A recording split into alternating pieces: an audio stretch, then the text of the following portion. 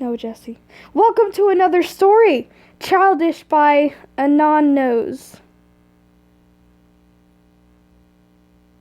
How do you say that? I think I said it right. I don't know. But I did get permission by the author to read their story. They're really good so far. They're pretty good. I like it. I read to chapter 2 though. Because these chapters are somewhat long. Because I'm also lazy. How long are the next few chapters? They're not too long, so that's why I'm reading to 3. Oh. Alright guys, well, again, welcome to Childish, a tomtord fanfiction. Is right? Yeah, it's on. Alright. Chapter 1. Well, isn't that just convenient? Tom stared at the wall of his apartment, bored out of his mind. There was nothing good on TV. Susan was broke again, and Matt and Ed weren't answering his texts for some reason. The wall seemed to be the only item of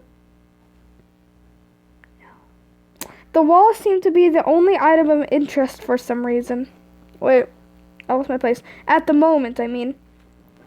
Tom was just about to give up and try taking a nap when suddenly pounding on the door distracted him. He trudged towards the door and opened it hesitantly to reveal an excited-looking Ed and spaced-out Matt. Tom! Hey! We're heading to the magic shop. You want to come with us? Oh my god, that sounds so weird. Ed practically squealed. The magic shop? Hello. You mean the same place Matt got that weird mirror? Tom asked. That's the one! Matt. Oh, wait, no. That's the one. Wait, no, the higher pitch would be Matt, right? That's the one, Matt replied, suddenly snapping back to reality. Alright. What the heck? It's not like there's anything else to do around here. Tom finally sighed. On any normal day, Tom probably would have said no immediately, but at this point, he was desperate to do something. Oh my god. Ooh, I also want to show y'all something cool. Hold on. Let me get it. It's way over there. So, I might sound a little muffled while reading this. Hold on. Because I shall be wearing a mask. Am I right? Alright, I'm wearing it right. And it's really cute. It's so cute. Alright. And here's the mask. Isn't it cute? Look at it. So precious. It's so precious, Eloise. Eloise is like, what the fuck? No, Jessie-chan. No. Bad Jessie-chan. Jessie-chan, no. I'm sorry. Let's get back to this.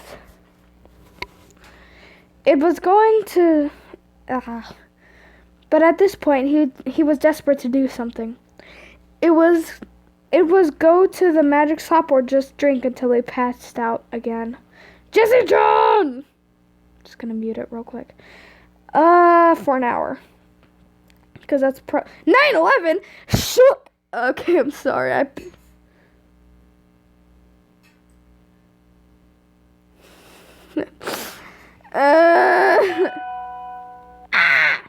Not now, Emma. I'm doing a live.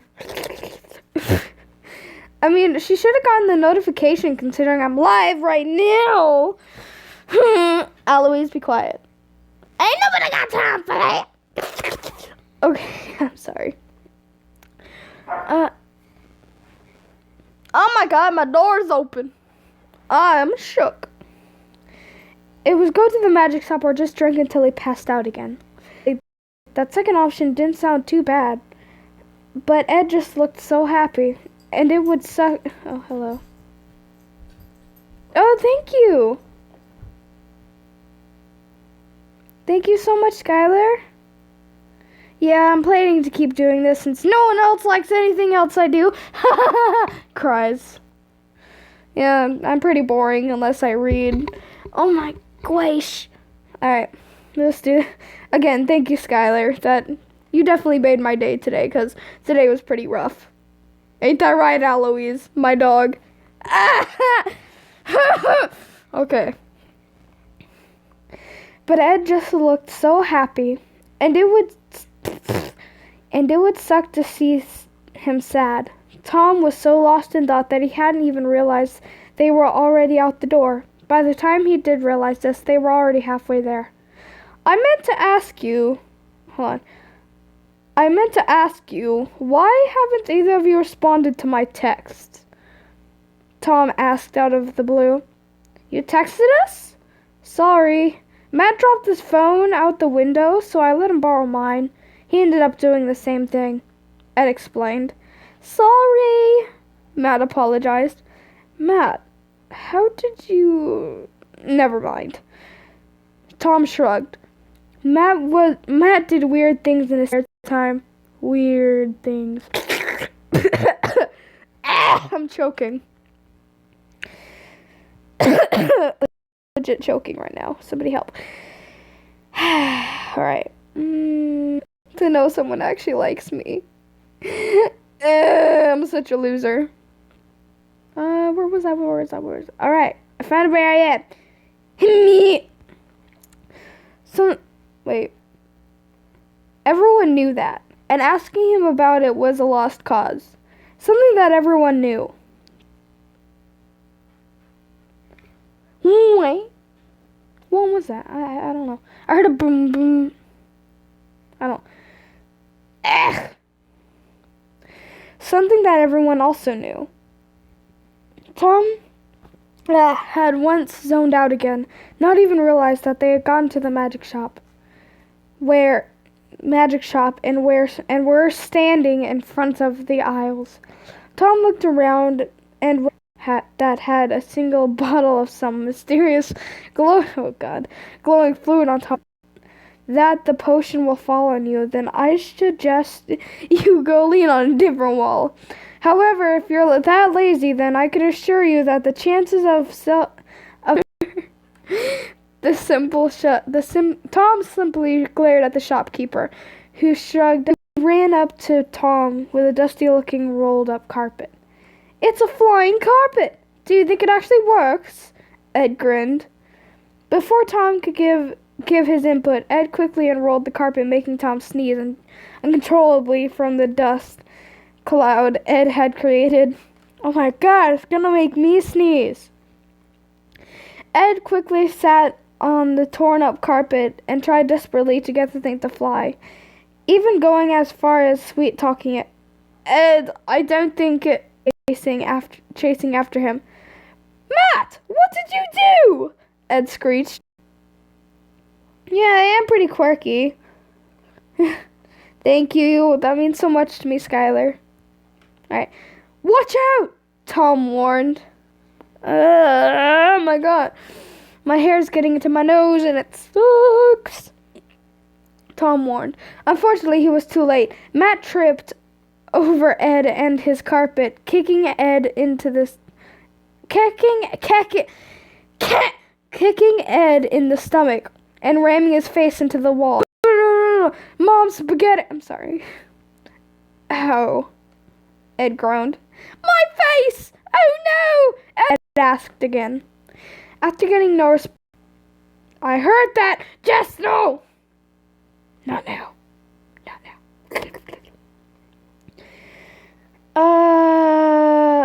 Were gathered around where Tom had previously been standing. There was a huge crack in the wall. That started from where Matt hid his house there before. Matt helped Ed up, and they desperately pushed through the steadily growing crowd at what he saw, but he gasped. In front of them were shards of broken glass that looked like spilled until the child quickly ran out of the magic shop. Anywhere until you clean up this mess, the store owner practically growled. Grr! And let out a big grr! Like this. Grr! Okay, I'm sorry. Please, miss, let us go after our friend. He got hit with whatever was in that bottle, Ed begged. The time reversal potion? Dang it! It'll take us forever to get more. They ran out of the store and saw what and saw that Tom was nowhere in sight. Where did he go? Where'd he go? Oh, Ed chuckled. Little do you know! I'm sorry, I just died inside. Ugh. Chapter 2, Must Be a Joke. Tord was very cautious when it came to leaving the Red Army base. Oh! Which was surprisingly often. Tord had been very stressed due to his recent incident with his giant robots. Since then, he had to go through countless away from the base. He wasn't stupid to just go out to avoid any unnecessary attention, and was smart enough to pull the hood up so his trademark hair had his plan with what Tord thought his plan was flawless. Just a small walk from Red Base to that weird facepalm to that weird magic shop down the street and back. No questions asked. He was well hidden, and none of the soldiers would have the guts to tell him otherwise. So it was just perfect, plain and simple. Tord looked around to see that he was about to pass in front of the magic shop, when two very familiar people ran out the strange building. Upon realizing who the men were, Tord turned around and began speed walking away, completely baffled by the fact that Ed and Matt hadn't noticed his presence. Tord began mentally panicking, transitioning from a fast-paced walk to a small jog. Although he knew Matt and Ed hadn't seen him, something in the back of his head told him to keep running. Keep running. For the love of God, don't look back. Excuse me, mister? Tord heard, stopping him in his tracks. I know, right? It was a small child's voice, and yet it sounded strangely familiar. But Tord couldn't really figure out where he had heard the voice before. Over here, the voice sniffled. Wait, was the child crying? Where the heck are this kid's parents? See. Tord eventually found the source of the voice. It was coming from an alleyway to his right. Tord didn't trust this one bit. Mysterious children in an alleyway? That just sounded like a trap. Before Tord heard again, he looked down to see a young child with spiky brown hair, a large blue hoodie, and no eyes. This is a joke. It has to be, Tord thought. Tom? Tord asked, trying. You mean the psychic? Tord sighed. Oh, whoops. Sorry, mister. Tom giggled. This was too weird. This isn't fun. This isn't funny, Tom, Tord growled. What are you talking about, mister? Tom seemed like he was genuinely confused. Tord was prepared. The possible scenario was accounted for. That is until now. Tord was at loss for once. One on suffer more than anything. Wanted him to feel the pain he felt. But killing him right now means he'd never get that chance. And there were all these scary looking people staring at me. I got scared and ran away. Shut the fuck up! Okay. Hush, doggos!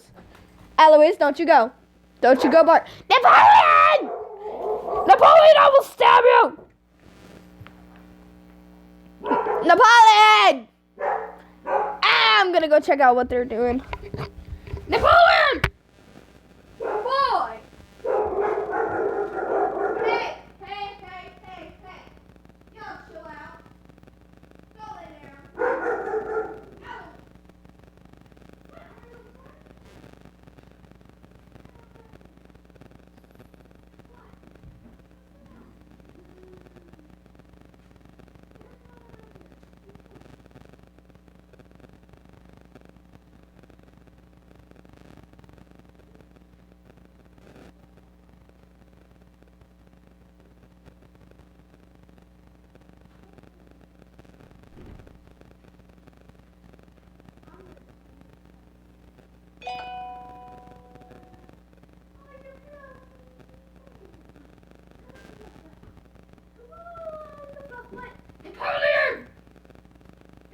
play a douche canoe. Ow, son of a...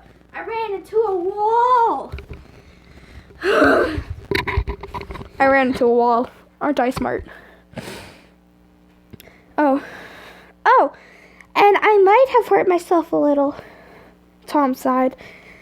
Hurt yourself? How? See, Tom... I ran up the stairs. You can't blame me right now.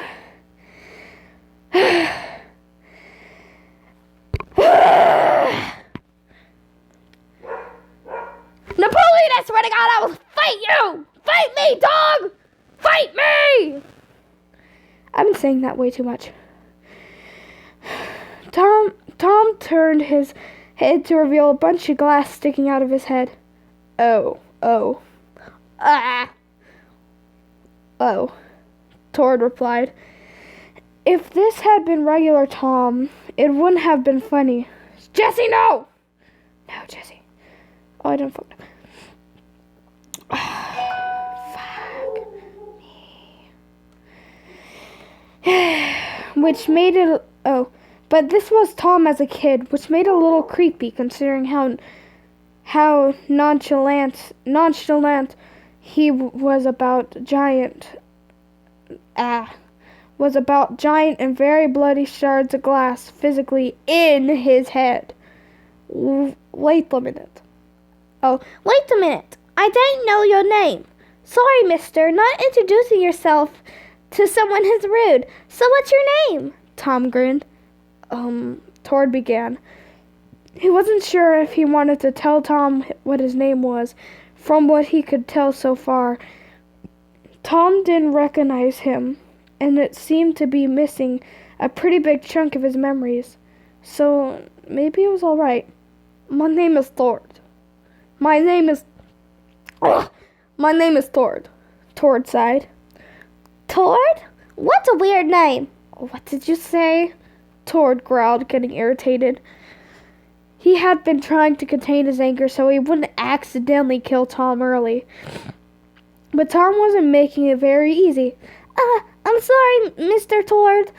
I'm sorry, Mr. Tord. Please don't hurt me. Tom cowered. Tord chuckled slightly at Tom's response. He had forgotten what a wuss Tom was as a kid. In fact, he was by far the most naive and innocent kid in their class. Maybe even more innocent than Ed, who still acts like an overgrown child. Calm down, Tom. I'm not going to hurt you yet. Tord whispered that last part. You're not? No. Now tell me, do you know Ed or Matt? Tord wanted to see how much of Tom's memories were actually missing. Ed? Matt? Nope. Ed? Matt? Nope. Tom smiled blissfully, unaware of how much danger he was in. Wow, you're completely gone, aren't you? What do you mean, Mr. Tord? He wasn't going to lie. This whole Mr. Tord thing was starting to freak him out. Okay, crap, what am I supposed to do? I can't just give him to Ed and Matt. They'd recognize me. I can't just let him wander either. He could end up dead before I get my chance. Tord mumbled to himself. Mr. Tord, why do you have an eye patch? Are you a pirate? Tom giggled gleefully. Do I look like a pirate to you? Tord grimaced. A little, but only because of the eye patch. Tom shrugged, barely moving his oversized sleeves. Sleeves! Tord suddenly came up with a fantastic idea. If something made Tom like this, then there must be something to change him back. So if Tord was to take him in until he can figure out what that is, then he wouldn't have to go through the trouble of finding him again. He'd become an adult again and already be captured. No extra work necessary. Then Tord can torture him as much as he wants. Tom, do you have anywhere to stay? Tord gave a fake smile. No. Tom sighed. Well, would you like to come stay with me for a little bit? Tord offered. Really? Tom gasped. Of course, Tom. Tord laughed. To Tom, it probably sounded like nice, giddy laughter, but in reality, it was more like maniacal laughter. Thank you, Mr. Tord. Tom smiled, taking Tord's hand. You're welcome, Tom. Tord smirked as they walked back to the base. Tord began to realize he had just resorted to kidnapping. Tord, you done messed up, boy. Boy. Oh my god, my hair's in my face. Chapter 3, Lost Child. Oh my god. I might read to maybe Comfort, which is the 6th chapter, or Sleep is for the Weak, which is the 5th. Look how cute this is. Look at that picture. Isn't it precious? No. Yay. Chapter 3, Lost Child. Ed and Matt had practically searched the whole town top and bottom for Tom.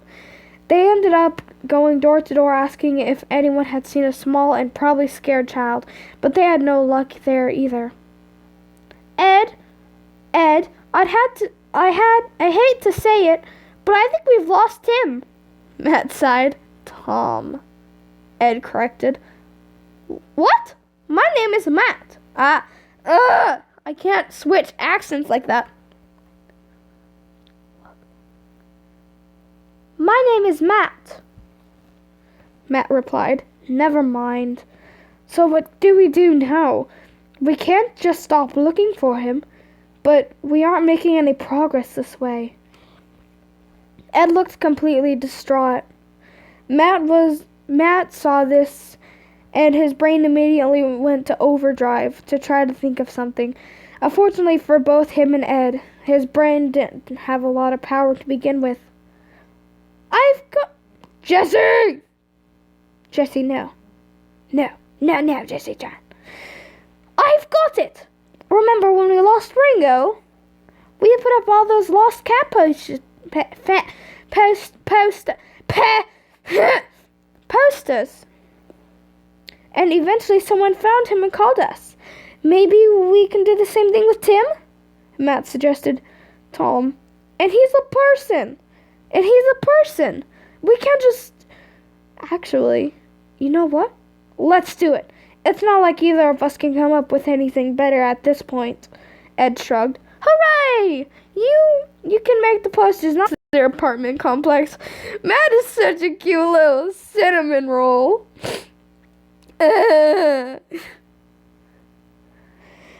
After Matt carefully looking around just in case Tom was nearby. What was it the owner said he got hit with? Time reversal potion. Wait, time reversal? Maybe Tom didn't look like a child. Wait, how did you even get into my apartment? I have the key! Ed shouted up to me. Ed sighed. He climbed up the concrete stairs and asked Matt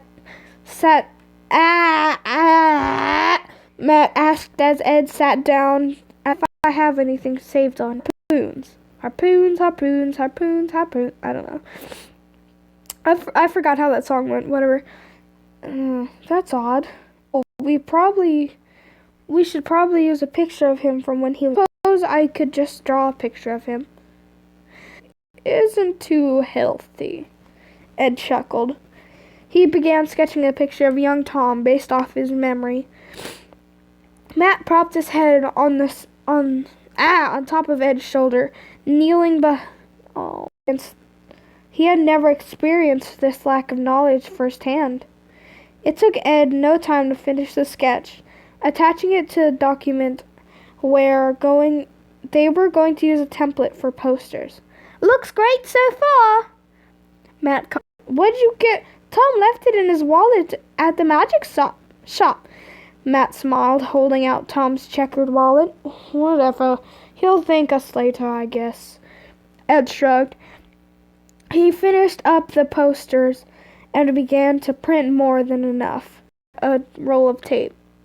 Got it! Matt saluted. He grabbed the poster. He had long brown hair and seemed to be wearing some type of military coat. Oh, over a red turtleneck. Oh, have you seen a child running? All right, here, have a poster just in case you see him later. Matt handed the man a poster with a smile. I'll be sure to give you. Jesse! I'm just gonna for an hour. I could care. Get back to this. Alright, sorry. I'll be sure to give you a call if I see him. The man nodded. Thank you so much. My name is Matt, by the way. He held out his hand for the man to shake. My name's Patrick. It's the Patrick cinnamon roll! Bye, I'll try to spread the word as well so that you can find your son. Patrick smiled, walking away. What? Tom wasn't Tom wasn't his child. Wait, what? So who knows what's real? What? Hold on, what? Excuse. Oh my god. It just hit me. I probably shouldn't have said that. Okay, I'm sorry. Babysitting. After a long walk, Tord and Tom had arrived at the red base. Tord went on his way just about every day. Tord went on a walk just about every day. So the long distance went unnoticed by him.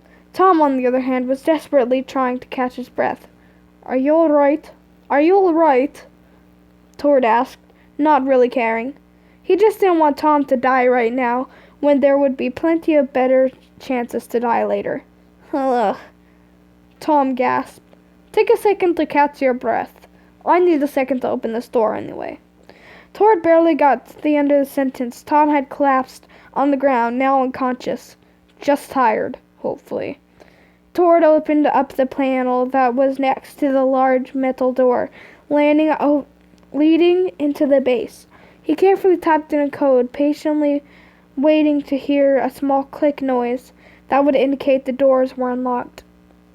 I swear to God, if Paul changes his password again, I will personally click. Ow, my ears. I really need someone. I didn't put the F. I swear to God, if Paul changes the password again, I will personally click. Ow, my ears. Triggered Tord. I really need to get someone to fix that. Tord mumbled to himself. All right, Tom, we can go in now. Tord sighed. He looked over at the young child who was sitting absolutely still in the dirt. I'm tired. Tom yawned, rubbing his eyes with his sleeve, getting dirt all over his face. Well, the sooner we get you inside, the sooner you can sleep. Tord grinned as he tried to reason with Tom. Mr. Tord, can you just carry me? Tom, you can walk. I don't want to, though. Tom, I mean it. Get up right now. Please. Tom begged. He held his arms out, oversized sleeves blocking where his hands would normally be. If I carry you, then you must promise. No more whining for the rest of the day. Tord groaned. I promise. Tom smiled. Fine. Get over here, you piece of crap. Tord sighed, carefully picking up Tom. He was actually lighter than Tord expected. Either Tom barely ate as a kid, or Tord just got stronger over the years.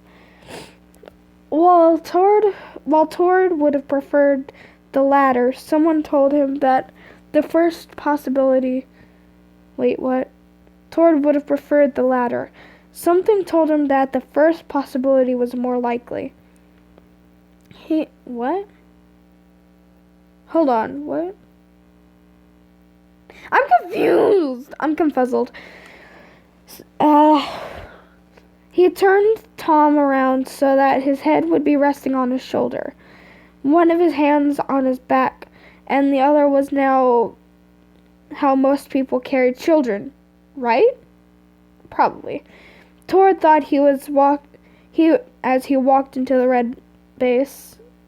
Unsurprisingly, there were only a few soldiers in front of the entrance. Fortunately, they were smart enough to salute their leader the moment he walked in. A few of them shot a curious glance or two towards Tom, but none of them actually made their curiosity known. "Paul," Tord called out, "I need to speak with you in private, now." Tord motioned towards the door that led into one of their storage rooms. Tord walked into the room. A soldier with brown hair, a cigarette, and spectacular. I can't English. Spectacular. See, I can't English. I don't know how to vocabulary. You can't judge me for that. "You wanted to see me, sir?" The man, who was presumably Paul, asked. "Wait, where's Patrick?" Tord asked. If Paul was nearby, then so was Patrick. If Patrick was nearby, then so was Paul, because they're gay lovers and it's adorable. I'm sorry. This was common knowledge in the Red Army. "Sir, you sent him to do some recon earlier today. He should be on his way back by now," Paul replied. "Right, I forgot about that," Tord sighed. An awkward silence lingered for a while until Paul cleared his throat, successfully breaking the silence. "Permission to speak freely for 1 second, sir," Paul requested. "Granted." Tord nodded. "What the heck did you get yourself into?" Paul sighed, pointing at Tom, who had fallen asleep on Tord's shoulder. "Right. I suppose I should explain." Tord chuckled. Paul just crossed his arms, waiting for a response. "This is Tom." "Wait, Tom? As in, shot you with a harpoon, Tom?" Paul asked. Tord felt a bit anger starting to rise up within him, but managed to hold it back long enough to reply, "Yes, that one." "What happened to him?" "I'm not sure, but I plan to keep him here until—" "Hello! But I plan to keep him here until I can find out how to turn him back." "Oh, well, I get it. We'll have him captive." "Exactly." Tord nodded, relieved that he wouldn't need to explain too much to Paul. "Wait, are you only telling me this? Why are you only telling me this?" Paul asked. I decided to tell you and Patrick because I believe you two are the only soldiers I have that can help me with this." Forgot the accent! I just fucking snorted. "I decided to tell you and Patrick because I believe you two are the only soldiers I have that can help me with this," Tord explained. "What exactly do you mean by that, sir?" "You two have, parental instincts." Tord laughed nervously. "Parental instincts? I don't know. I just think that sometimes you two act like parents. And do you think that we would be able to help you look after a child?" "It's not a suggestion. It's an order," Tord growled, nearly waking up Tom. "Why do we need to be nice to him if we're just going to imprison him later?" Paul muttered. He might try to run away if he feels threatened. Ed'n matter looking for him, and if they end up finding him, it'll be over. So you and Patrick... Oh, wait. That was frickin' Tord talking. I'm gonna have to read that again. Hello. He might try to run away if he feels threatened. Ed and Matt are looking for him, and if they end up finding him, it will be over. So you and Patrick will help me out when I ask. You will make Tom think he's welcome, and you will follow my orders. Am I clear, soldier?" Tord scowled. "Yes, sir," Paul replied, saluting. "Good. When Patrick comes back, I want you to explain the situation to him." "Yes, sir." Paul continued, saluting. "All right. I'm glad that we're on the same page. And if you'll excuse me, my arms are getting tired." Tord sighed. He left the room, being extra careful as to not drop Tom. said the man with a robotic arm. Paul chuckled to himself, stomping out a cigarette and reaching into his pocket to light another one. Sadly, I'm gonna stop here. Sorry, I'm gonna stop here. I just read like 4 chapters.